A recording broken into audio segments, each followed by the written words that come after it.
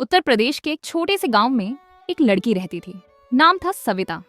साधारण परिवार, मिट्टी का घर और सीमित साधन, लेकिन उसके सपने बहुत बड़े थे। गांव के लोग अक्सर कहते, लड़कियों को इतना पढ़ाने से क्या फायदा, 2 साल में शादी करनी है, बस घर का काम सीखो। सविता चुपचाप ये सब सुनती, लेकिन उसके मन में एक ही बात गूंजती, मुझे कुछ बनना है, मुझे अपने माता पिता का नाम रोशन करना है। उसके पिता खेतों में मजदूरी करते थे, माँ घर घर काम करके घर चलाती थी। पैसों की तंगी थी, लेकिन हौसले की नहीं। एक दिन स्कूल में अध्यापक ने पूछा, बड़े होकर क्या बनना चाहती हो? सविता ने आत्मविश्वास से कहा, सर, मैं आईएएस ऑफिसर बनना चाहती हूँ। पूरी क्लास हंस पड़ी। गांव के कुछ लोग भी बोले, अरे ये आईएएस पहले घर की जिम्मेदारी तो संभाल ले। लेकिन उसके शिक्षक ने कहा, सपने वही पूरे करते हैं जिनमें हिम्मत होती है।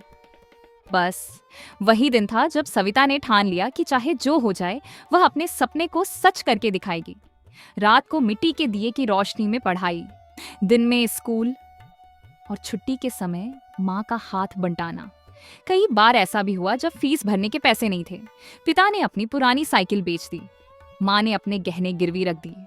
सविता की आंखों में आंसू थे, लेकिन उसने मन ही मन कसम खाई, मैं इनकी कुर्बानी कभी बेकार नहीं जाने दूंगी। 12वीं में उसने पूरे जिले में टॉप किया। अब अगली चुनौती थी शहर जाकर आगे की पढ़ाई। गांव वालों ने फिर ताने दिए, लड़की को शहर भेजोगे, बिगड़ जाएगी। लेकिन इस बार उसके पिता ने डटकर कहा, मेरी बेटी पढ़ेगी और आगे बढ़ेगी। शहर की जिंदगी आसान नहीं थी। छोटा सा कमरा, खुद खाना बनाना, लाइब्रेरी में घंटों पढ़ाई, कभी कभी भूखे पेट भी सोना पड़ता था। 3 साल की मेहनत के बाद उसने यूपीएससी की तैयारी शुरू की। पहला प्रयास असफल, दूसरा प्रयास फिर असफल। लोग फिर कहने लगे, छोड़ दे ये सब, ये तेरे बस की बात नहीं। लेकिन सविता ने हार नहीं मानी। तीसरे प्रयास में उसने दिन रात एक कर दिया और फिर एक सुबह रिजल्ट आया। उसका नाम ऑल इंडिया रैंक लिस्ट में था। पूरा गांव हैरान रह गया। जिसे सबने नकारा समझा था, वही आज आईएएस ऑफिसर बन चुकी थी।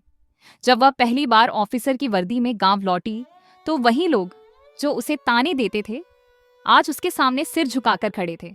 सविता ने मुस्कुराकर कहा, मैं बदली नहीं हूं, बस मेरा मुकाम बदल गया है।